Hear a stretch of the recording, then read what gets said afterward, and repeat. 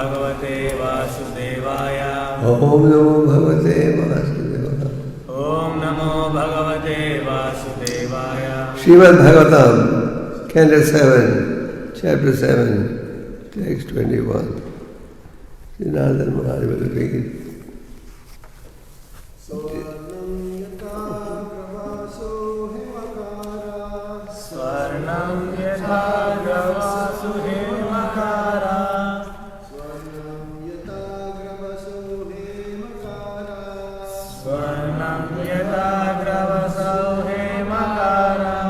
kṣetreṣu yogais tad-abhijña āpnuyāt. kṣetreṣu For 1 minute, I'll go to my room. kṣetreṣu For 1 minute. āpnuyāt. Go back. kṣetreṣu deheṣu tathātma-yogair. kṣetreṣu deheṣu tathātma-yogair. adhyātma-vid brahma-gatiṁ labheta. svarṇaṁ yathā grāvasu hema-kāraḥ. kṣetreṣu yogais tad-abhijña āpnuyāt. kṣetreṣu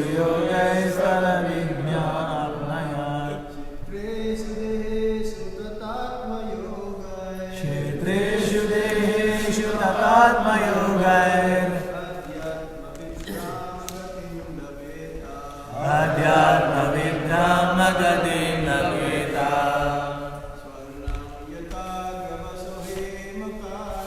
svarṇaṁ yathā grāvasu hema-kāraḥ. kṣetreṣu yogais tad-abhijña āpnuyāt.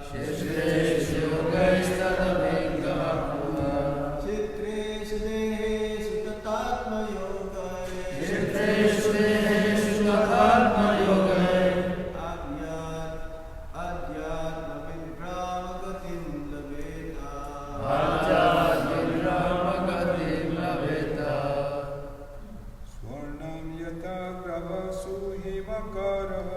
svarṇaṁ yathā grāvasu hema-kāraḥ. kṣetreṣu yogais tad-abhijña āpnuyāt. kṣetreṣu yogais tad-abhijña āpnuyāt. kṣetreṣu deheṣu tathātma-yogair. kṣetreṣu deheṣu tathātma-yogair. adhyātma-vid brahma-gatiṁ labheta.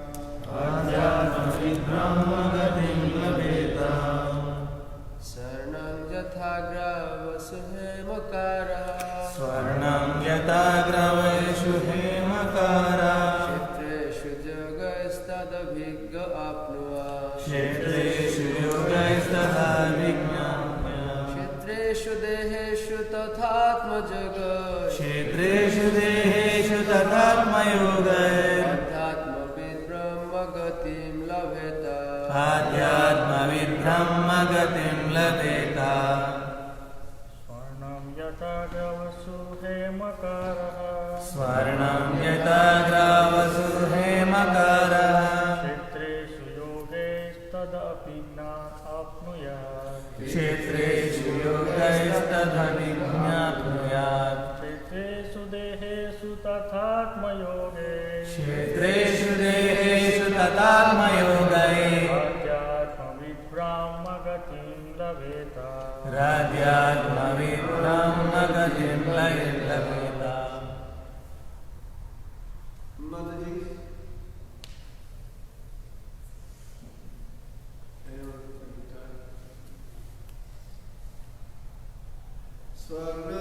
svarṇaṁ gold. yathā just as. grāvasu in the stones of gold ore. hema-kāraḥ The expert who knows about gold. the expert who knows about gold. kṣetreṣu kṣetreṣu in the gold mines. in the gold mines. yogais yogais by various processes. by various processes. tad-abhijña, tad-abhijña an expert an expert who can understand where gold is. Who can understand where gold is? āpnuyāt, Āpnuyāt, very easily obtained. very easily obtained. kṣetreṣu, kṣetreṣu, within the material field. within the material field. deheṣu, deheṣu, the human bodies, bodies, all the rest of the 8,400,000 different bodily forms. and all the rest of the 8,400 million different bodily forms. Tathā, Tathā, similarly, attain-yogair, atma-yogair, by spiritual processes, by spiritual processes. adhyātma-vid, Adhyātma-vid, one who is expert one who is expert in understanding the distinction in understanding the distinction between spirit and matter. between spirit and matter. brahma-gatiṁ, Brahma-gatiṁ, perfection in spiritual life. perfection in spiritual life. labheta, Labheta may obtain. may obtain. Translation is brought forth by His Divine Grace Srila Prabhupada. Srila Prabhupada, Jai. an expert geologist can understand where there is gold and by various processes can extract it from the gold ore. Similarly, a spiritually advanced person can understand how the spiritual practical exists within the body, and thus, by cultivating spiritual knowledge, he can attain perfection in spiritual life. However, as one who is not expert cannot understand where there is gold, a foolish person who has not cultivated spiritual knowledge cannot understand how the spirit exists within the body. Purport. Here is a very good example concerning spiritual understanding. Foolish rascals, including so-called jnanis, philosophers, and scientists, cannot understand the existence of the soul within the body because they are lacking in spiritual knowledge. The Vedas enjoin tad-abhijña tam shagnu eva abhigachay. Mukunda Upanishad, Canto 1, Chapter 2, Text 12. To understand spiritual knowledge, one must approach a bona fide spiritual master. Unless one has been trained in geology, one cannot detect gold in stone. Similarly, unless one has been trained by a spiritual master, he cannot understand what is spirit and what is matter. Here it is said, yogais tad-abhijña. This indicates that one who has connected himself with spiritual knowledge can understand that there is a spiritual soul within the body. However, one who is in an animalistic conception of life and has no spiritual culture cannot understand. However, as an expert mineralogist or geologist can understand where there is gold and can then invest his money to dig there and chemically separate the gold from the ore, an expert spiritualist can understand where the gold is within matter. One who has not been trained cannot distinguish between gold and stone. Similarly, fools and rascals who have not learned from an expert spiritual master what is soul and what is matter cannot understand the existence of the soul within the body.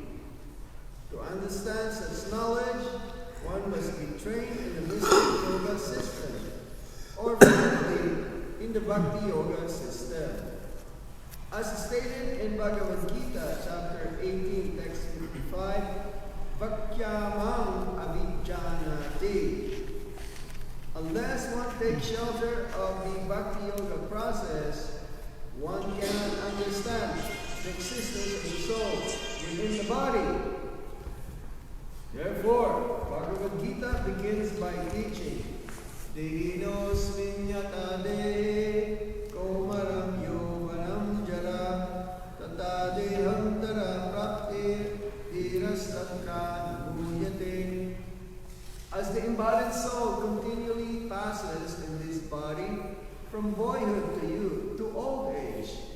soul similarly passes into another body at death.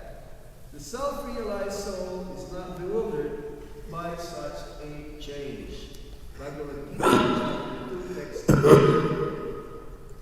Thus, the first instruction is that one should understand that the soul is within the body and is transmigrating from one body to another. This is the beginning of spiritual knowledge. Any person who is not expert in understanding this science or is unwilling to understand it remains in the bodily conception of life or the animalistic conception of life, as confirmed in Śrīmad Bhagavatam, Yasya Buddhi Kunave Trinaduke Saiva Gokara. Śrīmad Bhagavatam, Canto 10, Chapter 84, Text 13. Every member of human society should clearly understand the instructions of Bhagavad Gita, for only in this way can one be spiritually elevated and automatically give up the false, illusory knowledge by which one thinks, I am this body and everything belongs to this body is mine. Śrīmad Bhagavatam, Canto 5, Chapter 5, Text 8.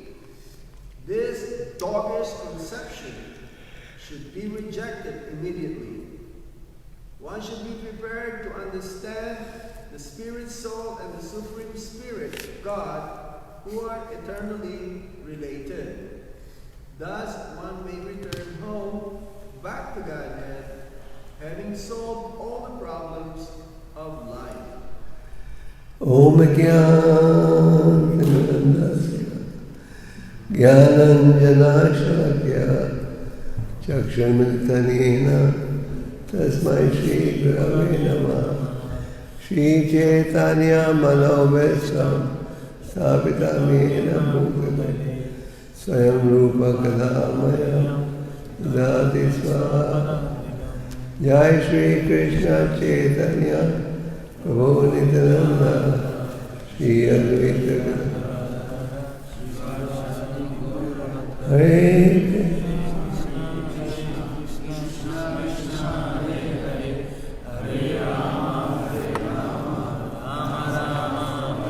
You can repeat the translation after me.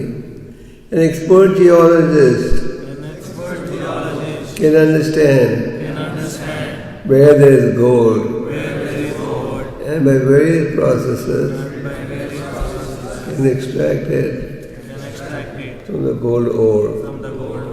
Similarly, a spiritually advanced person can understand how the spiritual particle exists within the body.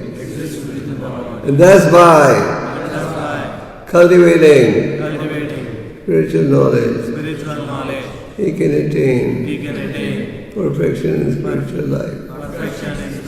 However, no one who is not expert cannot understand where there is gold. A foolish person who has not cultivated spiritual knowledge cannot understand how the spirit exists within the body. Om Jnānatimirandasya Jnānanjana Shalakya Chakṣumittanena Tasmai Shri Gurave Namah Shri Chaitanya Manobhesam Sthāpitamena Bhutale Swayam Rupa Kadāmaya Dāti Svaha. Jai Shri Krishna Chaitanya Prabhu Nityananda Shri Advaita Gadadhara Hare Krishna, Krishna Krishna, Hare Hare, Hare Rama, Rama Rama, Hare Hare. Hare Krishna. So this chapter describes what Prahlāda Maharaj heard from Narada Muni when he was in his mother's womb. Yesterday we explained how Prahlad's mother was being dragged when Prahlad was in the womb by the demigod. Now the Muni appeared on the scene and said, "Why are you dragging this innocent lady? She's carrying a sage in her womb." And the demigod said, "This lady is the wife of a powerful demon, and you're concerned that the child in her womb is going to be another demon." And now the Muni said, "No, the child in the womb is going to be a great sage, and he will not be able to harm that child." The demigods had full faith in Narada Muni. So they released Prahlad's mother, and Prahlad's mother was given protection in Narada Muni's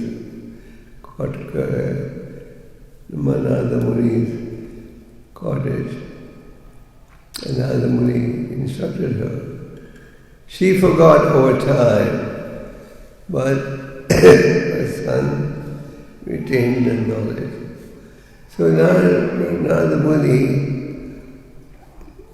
gave very valuable instructions. And here we are reading about Prahlad's instructions. The Srimad Bhagavatam is actually an educational book, and it is described as a ripened fruit of Vedic knowledge. This ripe fruit is coming from the spiritual world, but it's coming, this knowledge is coming to us through a disciplic succession. Therefore, when the fruit reaches the ground, it is intact. If somebody throws a fruit from the top of the tree, by the time it hits the earth, it would be shattered into pieces. But if it is passed down through different individuals in different branches, the fruit would reach intact. So we are very fortunate in that this transcendent of knowledge that we have is coming through a disciplic succession. Therefore, we are getting the knowledge as it is. And Srimad Bhagavatam gives us knowledge as to how to progress on a spiritual path. Vyasadeva compiled the vast Vedic literature, and he had summarized it in the Vedanta Sutra. But he was just still feeling, there is something lacking in my effort. Even though I've given the Mahabharata, summarized the Vedanta Sutra, he felt there was something lacking. And as he was meditating on the banks of the river Saraswati, Narada Muni appeared on the scene and said, "Yes, you have not exclusively presented the path of, which path? Pure devotional service. Therefore, from beginning to end, the Bhagavatam focuses only on those points that are conducive to execute Bhakti Yoga. So Prahlad Maharaj here is explaining a very important point. The beginning of spiritual life comes from our understanding within the body there is a soul. In the Bhagavad Gita 2nd chapter, Arjuna pleaded confusion. Please instruct me. What is right, what is wrong? I'm a soul surrendered to you. Krishna began to speak the philosophy, and in the 18th chapter Krishna inquired, Arjuna, is your illusion now gone? And Arjuna said, Yes. My illusion is now gone. I'm ready to do what you want me to do. So, the second chapter gives us detailed knowledge about the soul. We were discussing this yesterday also. The Bhagavad Gita explains, for the soul there is no birth and no death. The soul is just transmigrating from one body to another. The Vedas also give us existence on the measurement of the soul, which we discussed yesterday. What's the measurement of the soul? 1/10,000, the tip of the head. Some people, when they hear about the soul, they are amazed. Soul's measurement, 1/10,000, the tip of the hair. And it is eternal.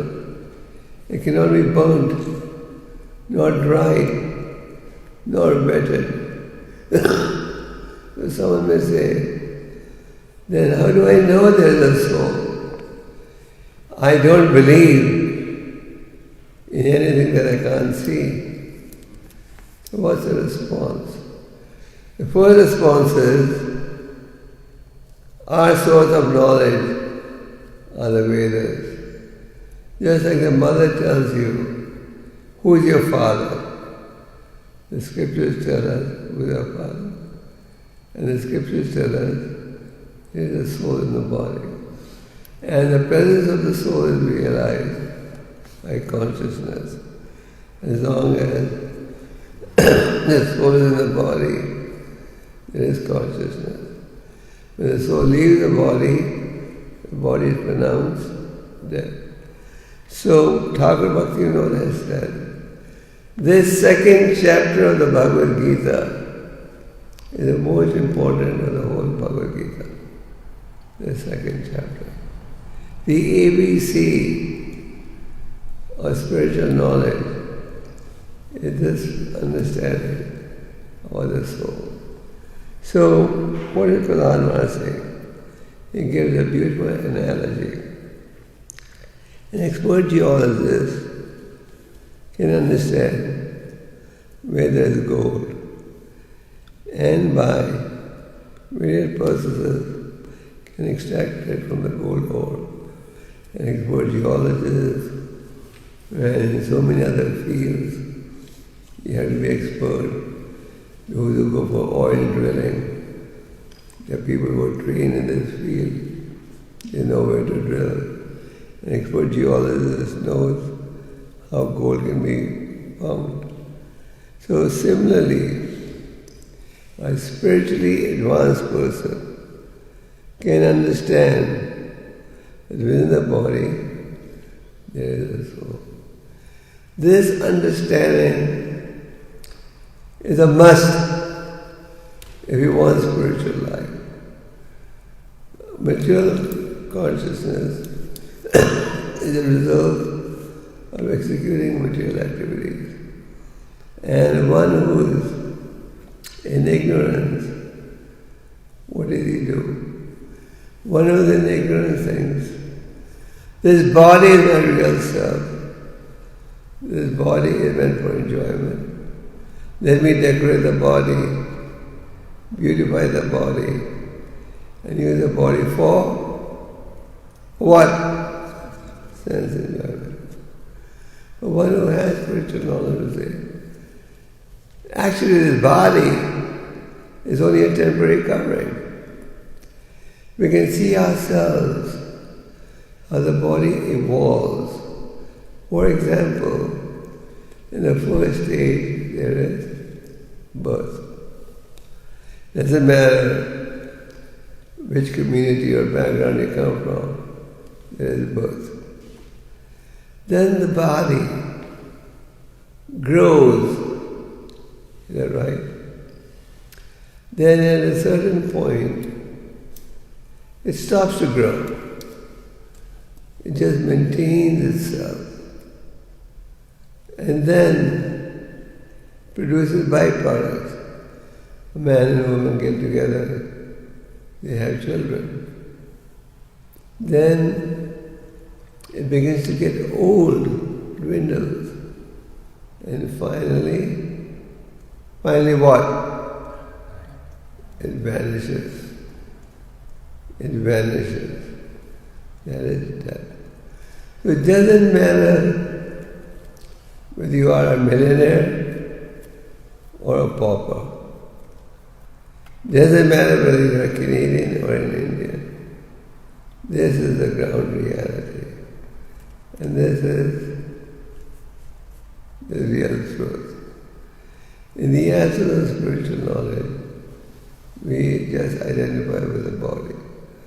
Prabhupada, when he came to America, he was giving a press conference. At that time, America was maturely very, very rich. And this was around 1967. And India at that time was economically very poor, not like today. So there was a reporter who interviewed Prabhupada. He said, Swamiji, you come from a poor country. We are the richest country in the world. What are you going to teach us? What message do you have for us? What are you going to teach us? You come from a beggar country. Prabhupada said, I may be coming from a poor country, and you may be a member of a rich country. But one thing is common to both the countries. So the man was really curious what could be common between the rich America and the poor India. And he said, what's common? Prabhupada said, the death rate in both the countries is 100%. So, this is knowledge.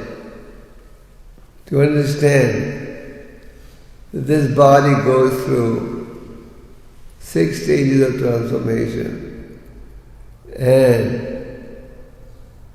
the soul remains in the body.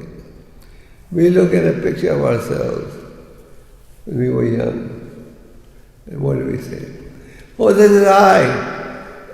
When I was 2 years old, isn't it? So how do we say that? Because at that time, the body looks completely different now. How can you say, this is I when I was 1 or 2 years old? There was something in the body at that time, and which is still there. And that something is, what is it? The soul, the presence of the soul. We try to be as beautiful as we can. But the real beauty is what?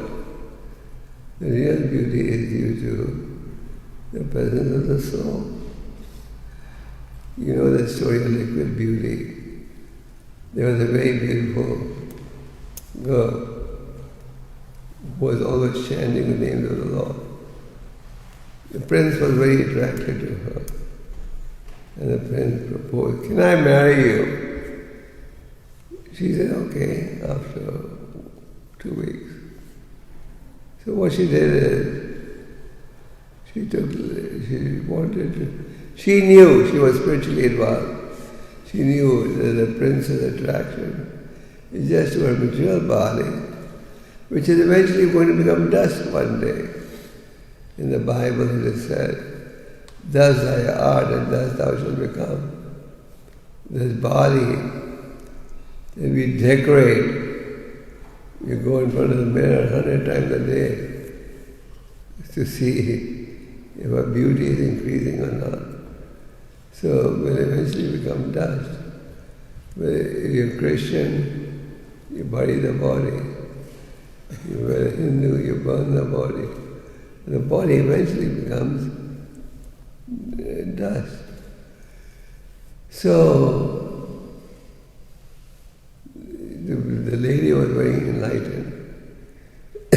She wanted to teach the prince that his body is just a temporary companion. So she took laxatives and whatever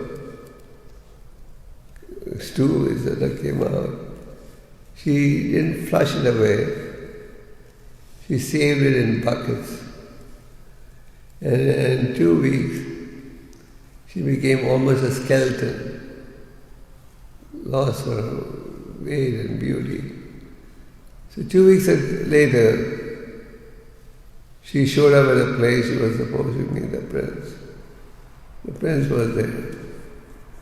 And the prince was anxiously waiting for his fiancée to be. She was right there. And he could not recognize her. So he said, have you seen a beautiful lady here? She said, I'm the beautiful lady. You? 2 weeks ago you looked so beautiful. Now you become so skinny. Are you sure it's you? She said, yes. And I have saved my beauty to show you. And he said, okay.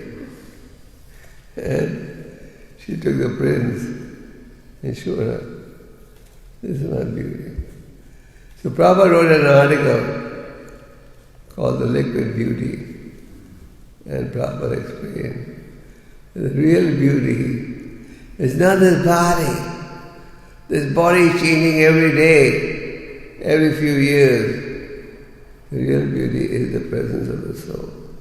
So Prahlad Maharaj is saying, just like a geologist knows how to extract gold, one who has spiritual knowledge knows that I'm not this body.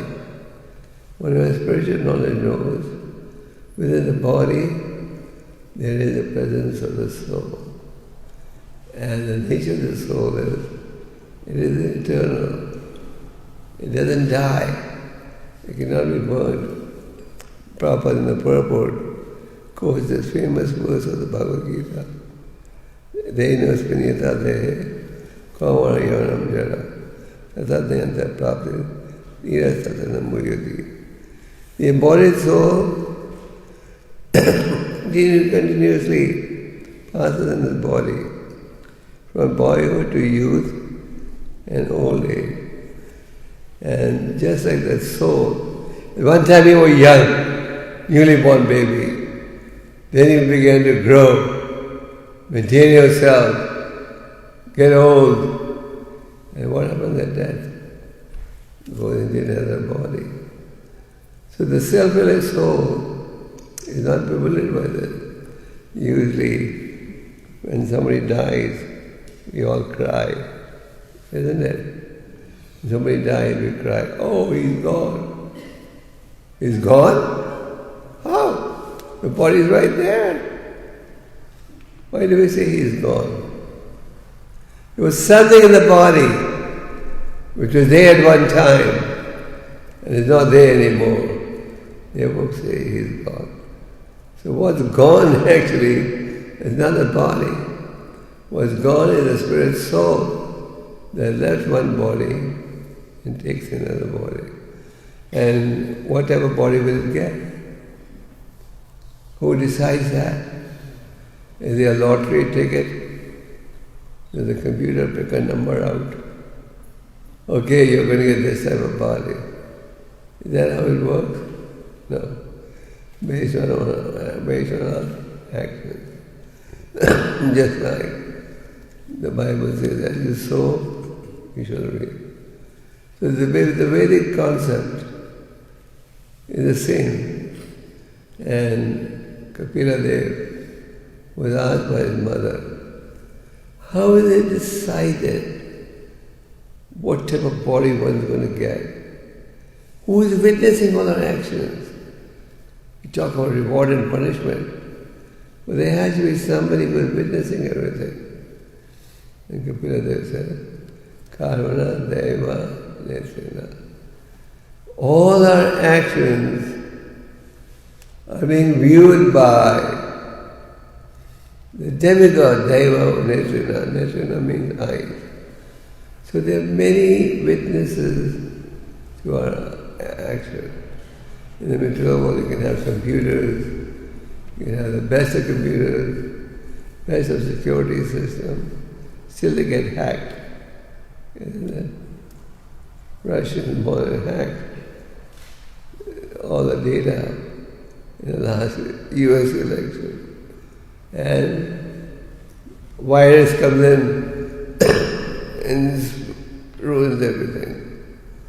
But Yama is computer, and the computer of the demigods never gets punctured.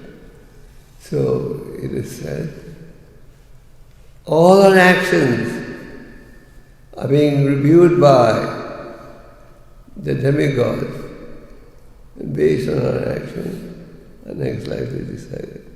So Prahlad is saying, only one who is trained in spiritual knowledge can understand this. Therefore, cultivation of spiritual knowledge is very important. And what did Prahlad say? Gaumana ashrat pragyo. Start cultivating spiritual knowledge from the young age of 5. Why? Because human birth is very rare. Durlabha manasam janma. So, we must cultivate spiritual knowledge. And what does Prabhupada say in the purport? How do you cultivate spiritual knowledge? How? Approach a spiritually enlightened person. By approaching a spiritual teacher. In every sphere of life, you need a teacher. You want to learn a language, you need a teacher.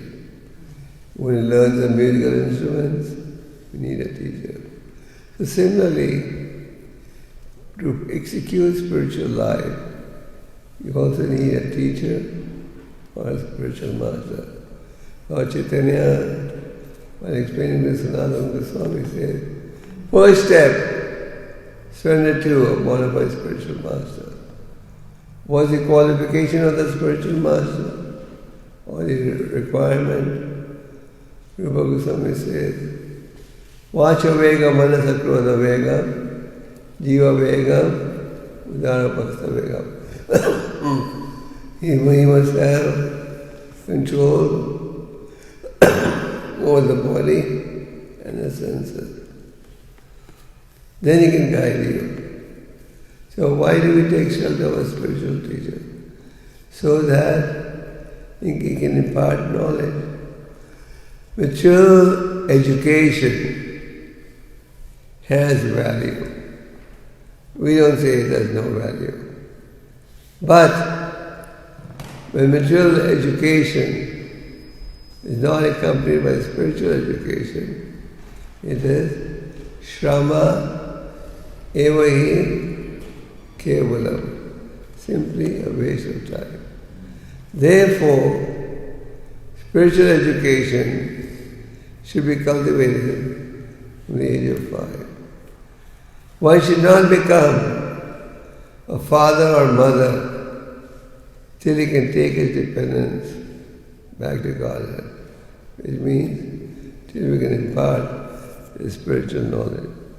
So, Prahlad is saying that one who is cultivating spiritual knowledge can attain perfection in life.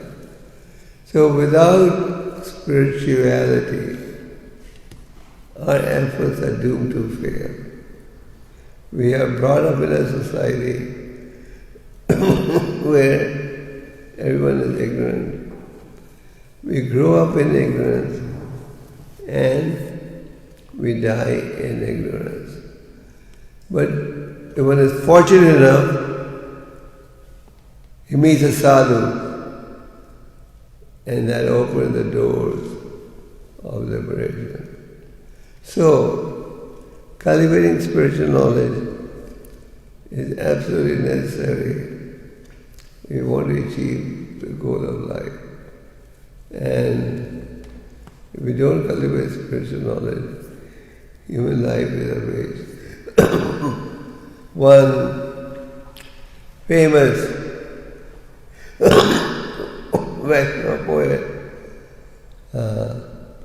Northern Thakur, said, Manusya janma paya, Radha Krishna ne bhajya, janya shunya pisha, kaino. I obtained this rare human body, but I did not cultivate worship Radha Krishna. I was simply drinking poison uselessly. Today, majority of the people are drinking poison. You go to them and say, Sir, here is some nectar for you, Amrit. And what do they say? No, let us drink the poison. So unfortunately, society is in ignorance. Thousands of years ago, the sages were assembled in Namaśrāṇya, and they were discussing what will be the characteristics of people in the age of Kali. They concluded the characteristics will be lazy, spiritually lazy, quarrelsome, misguided, and therefore the Lord gave a very simple process of spiritual cultivation. So, spiritual knowledge should be cultivated. Therefore, Chaitanya Mahaprabhu said, take shelter of a bona fide teacher. But that's not enough. Serve him. Inquire, how can I make spiritual advancement? And Prabhupada used to say, you once have a spiritual master just for show. It's a fashion to keep a dog. So you also accept a guru as a guru. But Lord Chaitanya said, serve him, inquire how you can make spiritual advancement. And if you have to give up something, whatever has to be given up. But be serious about spiritual advancement.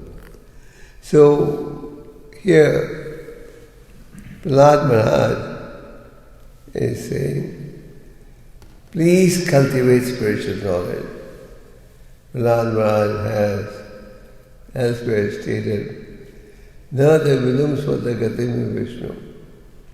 People do not know how real happiness can be found. So we must cultivate the spiritual knowledge, and that can be cultivated in the association of devotees by accepting shelter of a bona fide spiritual master and by following his instructions. Without spiritual knowledge, human life is a failure.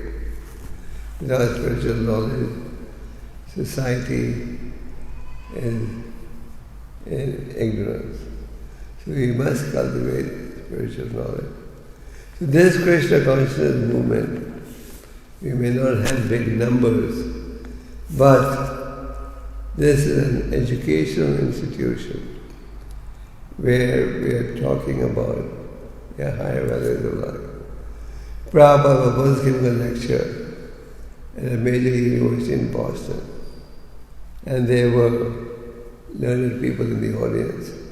Prabhupada said, in this great university, is there any department that tells you what happens after death? And there was silence. A few years ago, I was speaking at a major university in America. That university had 2,300 departments, but not one department that told them what happens after that. So that is unfortunate. So this ISKCON movement is an educational movement where we are educating people in the higher values of life. And this knowledge is absolutely essential if we want to find peace of mind and happiness. So we should cultivate spiritual knowledge. Spiritual knowledge is cultivated in the association of devotees. That's why Prabhupada wanted us to attend Bhagavatam classes, by reading Prabhupada's books. Prabhupada's books are educational books.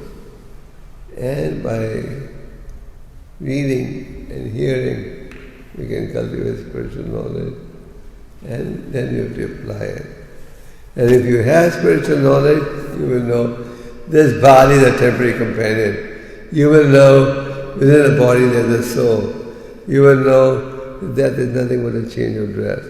Krishna says, a wise man does not lament for the living or the dead. The wise man knows that the soul is eternal. So this knowledge is very important. In the early days of our movement, when the movement was very new in Montreal, we had a devotee who became a doctor from the McGill Medical School. Did you go to McGill Medical School? Okay. This devotee was from a rich family and a conservative background. So everyone was surprised. This educated boy, and he was a topper in his class, that he was going to become a Hare Krishna. So, McGill University Medical School, they have a journal. I don't know what it's called. So the editors of that magazine came and interviewed him. You were such a brilliant student, top in the class. You become a Hare Krishna. So he gave them the reasons why. And then they published an article. Krishna Consciousness, the Supreme Preventive Medicine. It was a nice title. So Krishna Consciousness is the Supreme Preventive Medicine. And we cultivate this knowledge. And that can prevent us from the cycle of birth and death. And that is a cure to all of diseases. If you don't cultivate spiritual knowledge, all your efforts will go in vain. And if you cultivate spiritual knowledge, even if you do a tiny bit of service, that tiny service stands to your eternal credit. So Prahlad Maharaj's advice is well taken. We must cultivate spiritual knowledge. If you cultivate spiritual knowledge, then you will know the nature of the soul. And once you accept that the soul is eternal, the body is perishable, then you also act more cautiously. Then you know you're going to be rewarded and punished accordingly. So you're more careful. And when you don't have spiritual knowledge, then you just believe, let me exploit this body as much as I can. And we should live like dogs, live like animals. So we should cultivate spiritual knowledge, and we are offering spiritual education. We promote distribution of books because these books contain spiritual knowledge. And without spiritual knowledge, society is a failure. So we should read these books, distribute these books, and be convinced that without spiritual knowledge, our life is a failure. Hare Krishna. I just want to speak for 2 minutes about Lokanath Goswami. Today is the disappearance or appearance? Disappearance day of a great sage called Lokanath Goswami. Lokanath Goswami was a close associate of Chaitanya Mahaprabhu. Very humble devotee. He didn't want anyone to glorify him and anyone to honor him. When Krishnadas Kaviraj was writing the Chaitanya Charitamrita, he said, "Please don't put my name in that book. I don't want any glorification." He was very, very humble. He was a close associate of Chaitanya Mahaprabhu. He read the Srimad Bhagavatam. He believed that the Bhagavatam was the most important treasure, and he respected anyone who had read the Srimad Bhagavatam. Once the Lord gave him deities of Radha Vinod, and he put those deities in a bag, and he went all over Vrindavan. Narottam Das Thakur, who himself was a great devotee, wanted to take initiation. He approached Lokanath Das. Lokanath said, "No, you're too qualified, I can't initiate you." But Narottam Das Thakur was determined, "I must get diksha from Lokanath Das." So Lokanath Das used to go and pass through every day at the same place. There were no toilets at that time. So he was wondering, who cleans it? He would pass through. The next day when he would come, he would see the place is completely clean. So he began to wonder, who cleans the toilet after he goes away? So one day he hid behind the bushes to see who comes there to clean. And he saw that Narottam Das comes there after he goes away. And he was cleaning his stool for 1 year. So when he saw that Narottam Das was so sincere, he agreed to initiate him. And Lokanath Das had only one disciple, and that was Narottam Das Thakur. So today the disciplines say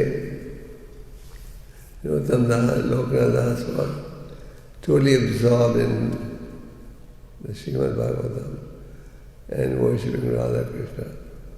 And he was worshipping the deity of Radha Vinod, that is in one of the temples in Jaipur. So we should pray to Lokanath Das that we may be blessed so that we also get attached to the Lord and the holy name as he was. In our Vaishnava calendar, we read about the appearance and disappearance day of sages. So on these days, we remember their pastimes, get purified, and we pray to them. Please give us strength and mercy so that we can also develop love of God. Lokanath Das Maharaj ki Gaur Premananda. Hare Krishna. Any questions? Yes. Thank you so much for the wonderful class. I have just one question. You're discussing that Lord Kapil Deva, he was discussing with his mother that whatever we are doing over the life, like our span of life, our activities are witnessed by the demigods, and according to that, our next body will be decided like what we will be in the next life. Also in the Bhagavad Gita, Krishna was mentioning that at the time of death, whatever you will think, you will become that. Wherever your mind is at the moment of death, that's the type of body you're going to get. Yes. So what's the question? I'm saying, how is the correlation between what you're thinking? The point is, if you are engaged in devotional activities, at the moment of death also you will be thinking about the Lord. If you've been thinking about,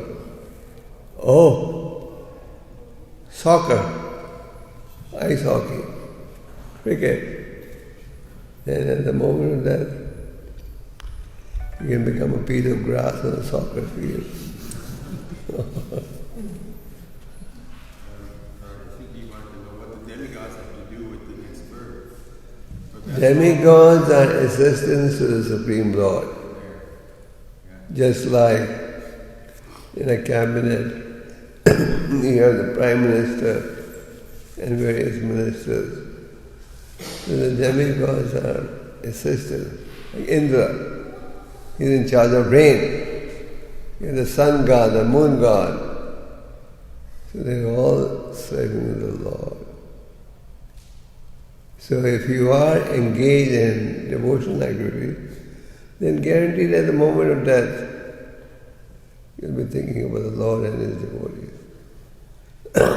You follow? Okay, yes. Prabhupada says that for the devotees there is no death. They just continue on what they're doing. In the spiritual body. Yeah. There is no death for devotees.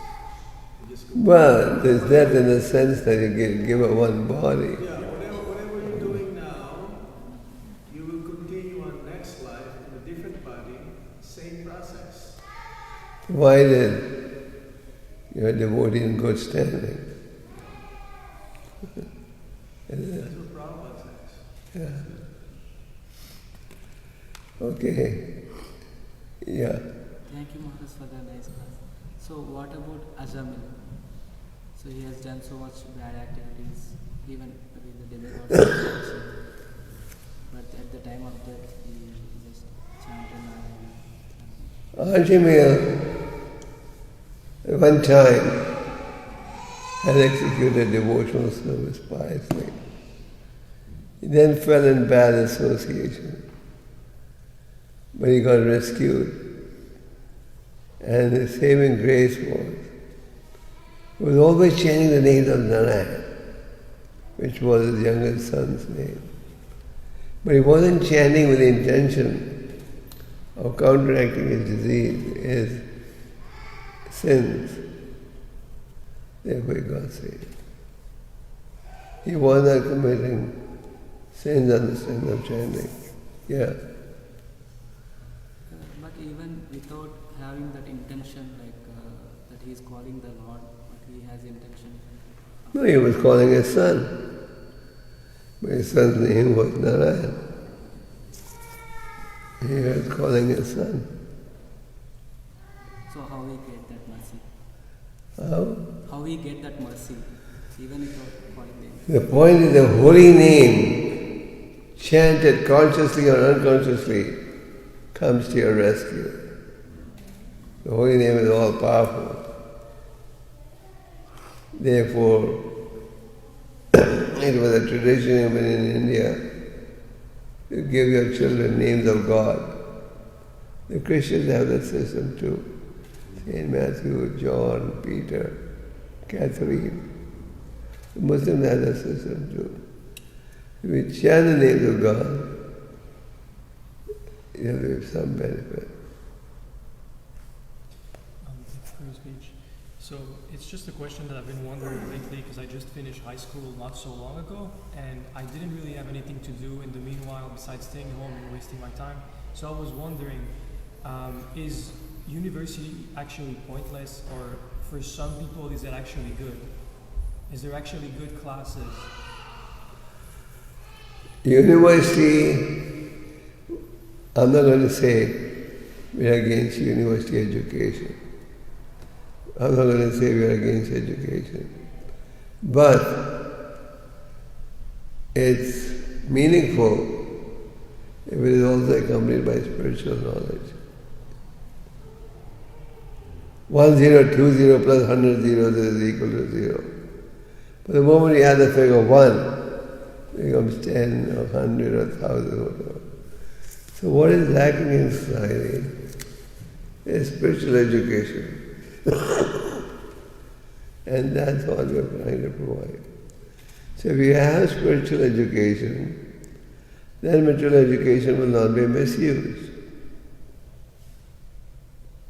So basically, the actual concrete university where you pay thousands of dollars, would you say it's not really worth it? To repeat, I'm not saying I'm not against university education, Okay. but I'm against, or we are against, university education if it is lopsided. Lopsided means only in one direction, material.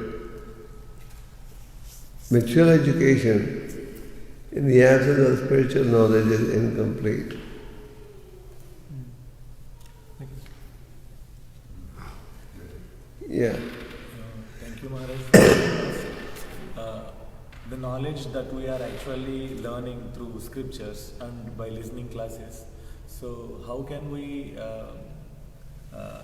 assure that what actually our understanding is proper? How can we assure that our understanding is proper?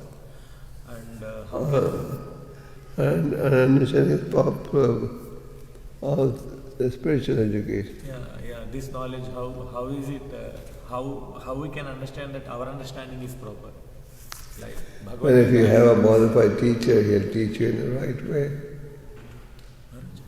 If you have a good modified guru, modified teacher, he will teach you the right way. He's like a parrot. He'll repeat what he has heard from his guru. He won't concord or minus or add anything. Just like Prabhupada. Prabhupada had ample opportunity to water down the philosophy to attract more people. He said, no. Prabhupada was trying to get the Bhagavad Gita published in New York. So, this Bhagavad Gita that we read is a second translation. Once Prabhupada had translated in India, he didn't have money to publish it. So he was looking for a financer. He found one.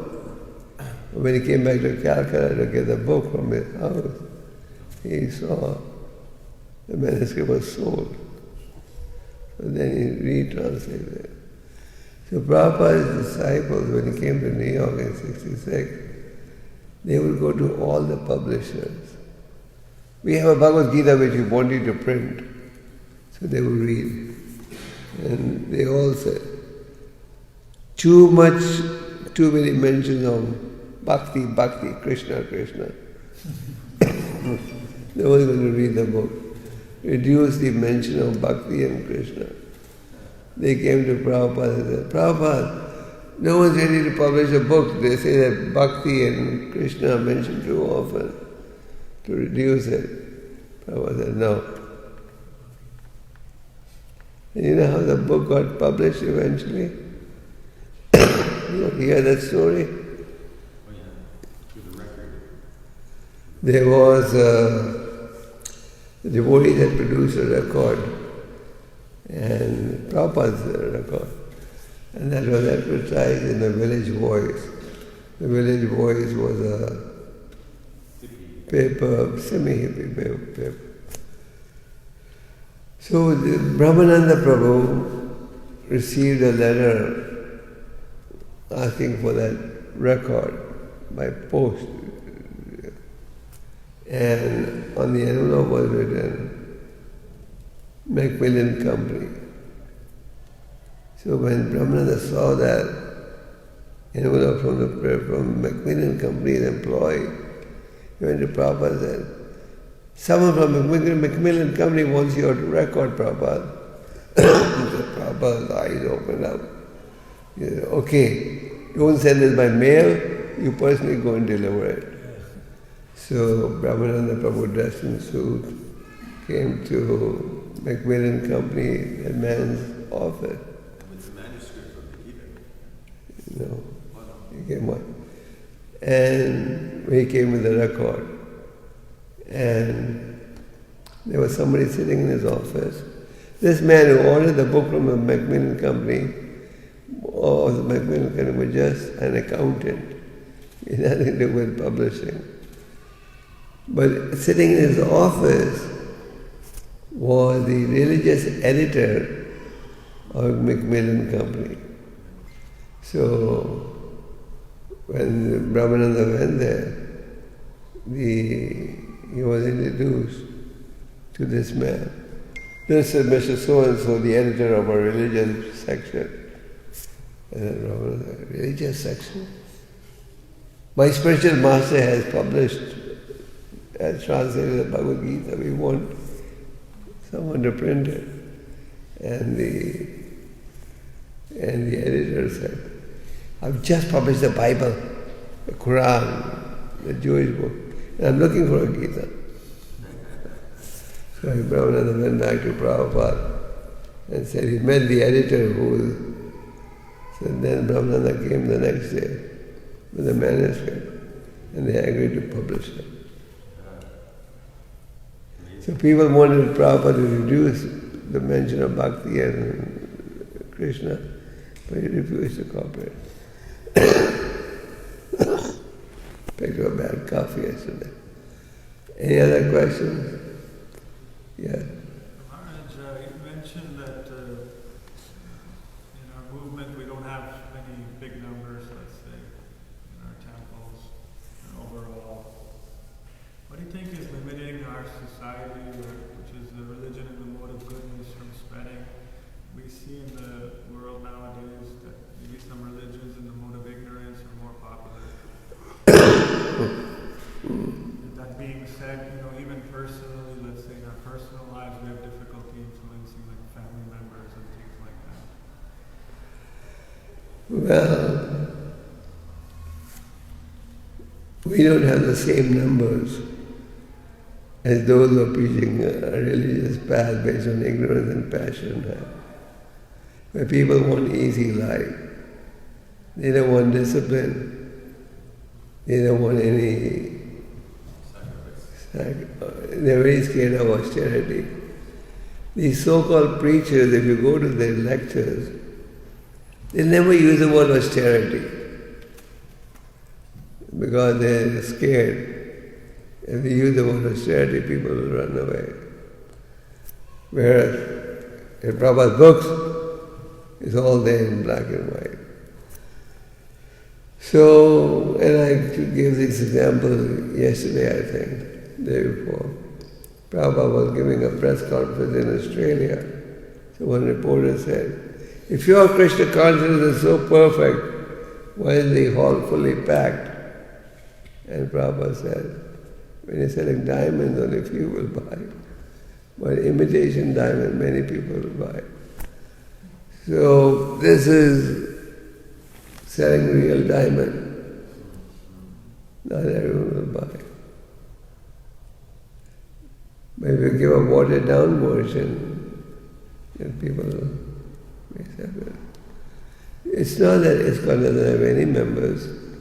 We have millions of devotees. But we also recognize that there are others who have more.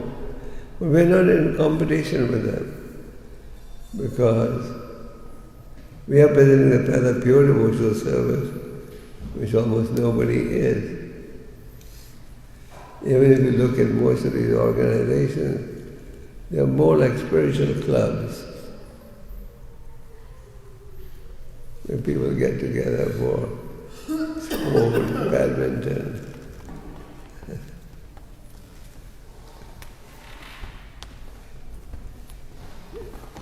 Any other questions?